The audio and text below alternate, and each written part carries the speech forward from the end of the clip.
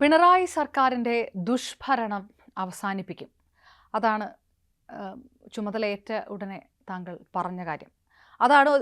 അതാണ് ലക്ഷ്യമായിട്ട് കോൺഗ്രസ് കാണുന്നത്, UDF കാണുകയും ചെയ്യുന്നത്. പക്ഷേ എന്ത് വീഴ്ചകൾ എടുത്തു പറഞ്ഞുകൊണ്ടാണ് UDF തെരഞ്ഞെടുപ്പ് പ്രചാരണമാണെങ്കിൽ ഫോക്കസ് ചെയ്യുക? പ്രത്യേകിച്ച് LDF അവകാശപ്പെടുന്നത് ഇതുവരെ ഇല്ലാത്ത തരത്തിലുള്ളൊരു വികസന നേട്ടത്തിലേക്ക് സംസ്ഥാനത്ത് എത്തിക്കാൻ കഴിഞ്ഞു എന്നൊക്കെയാണ്. അപ്പോൾ ഏതെല്ലാം അഴിമതി ആരോപണങ്ങളിൽ കേന്ദ്രീകരിച്ചുകൊണ്ടുകൂടിയായിരിക്കും കോൺഗ്രസിൻ്റെ പ്രചാരണം?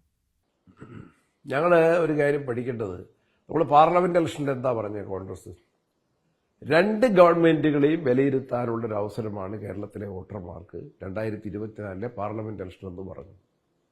CPM അത് നിഷേധിച്ചിട്ടില്ലല്ലോ. മുഖ്യമന്ത്രിക്കും ഗോവിന്ദ മാഷക്കും അത് ശരിയല്ല, കേരള സർക്കാരിനെ വിലയിരുത്തുന്നില്ല എന്ന് പറയാൻ പറ്റില്ലല്ലോ. രണ്ട് സർക്കാരിനും വിലയിരുത്തിയില്ലേ? ഒന്നാമത് ഈ സർക്കാർ അഴിമതിയാണ്, രണ്ട് ഏകാധിപത്യമാണ്. അഴിമതിയുടെ കാര്യം പറയുമ്പോൾ മുഖ്യമന്ത്രിയുടെ മകൾക്കെതിരെയുള്ള കേസ് മുഖ്യമന്ത്രിയോട് നിങ്ങൾ മാധ്യമങ്ങൾ ചോദിച്ചപ്പം ഉത്തരം പറഞ്ഞു. ആ കേസിൽ എന്താണ് CPMന് പറയാനുള്ളത്? ഞാൻ ഒരു കാര്യം ചോദിക്കട്ടെ. ഇപ്പൊ സർക്കാർ 4ാം വാർഷികം ആഘോഷിക്കുന്നു. ഞാൻ ലളിതമായിട്ടൊരു ചോദ്യം ചോദിക്കുകയാണ്. കഴിഞ്ഞ കൊല്ലമല്ലേ, പാർലമെന്റ് ഇലക്ഷന് മുമ്പല്ലേ ഗവൺമെന്റ് നവകേരള സദസ്സ് എത്ര കോടി രൂപ ചെലവഴിച്ചു? എത്ര ആർഭാടമായിട്ട് നടത്തി?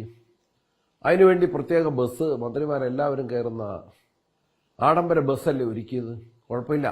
ആ ബസ്സിൽ മന്ത്രിമാർ കയറിയിട്ട് മന്ത്രിമാരുടെ കാറ് പുറകെ വരാതിരുന്നെങ്കിൽ കുഴപ്പമില്ലായിരുന്നു. കാറെല്ലാം പുറകെ വന്നില്ലേ? എത്ര പൈസ ചെലവാക്കി? സർക്കാർ ഖജനാവിൽ നിന്ന് എത്ര പൈസ ചെലവാക്കി?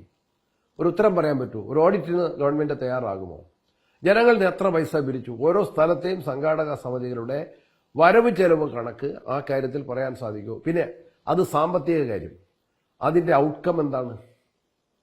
കേരളത്തിലെ 140 നിയോജക മണ്ഡലങ്ങളിലും മുഖ്യമന്ത്രിയുടെ നേതൃത്വത്തിൽ, ഉദ്യോഗസ്ഥന്മാരുടെ നേതൃത്വത്തിൽ ഈ ഭരണ നേതൃത്വം സംഘം കേരളത്തിൽ ആർഭാടമായിട്ടുള്ളൊരു വിസിറ്റ് നടത്തി പ്രസംഗിച്ചിട്ട് അല്ലെങ്കിൽ ആളുകളെ കണ്ടിട്ട് എന്തെങ്കിലും ഒരു റിസൾട്ട് ഞാൻ കൃത്യമായിട്ട് ചോദിക്കാൻ ആഗ്രഹിക്കുകയാണ്.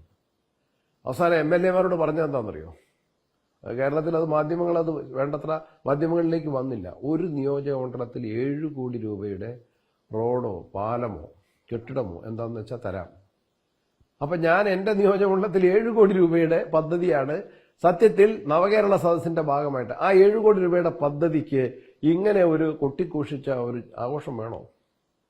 അതേ സമയത്ത് എന്നിട്ടും ആ 7 കോടി ഇതും കിട്ടിയിട്ടില്ല ഇതുവരെ.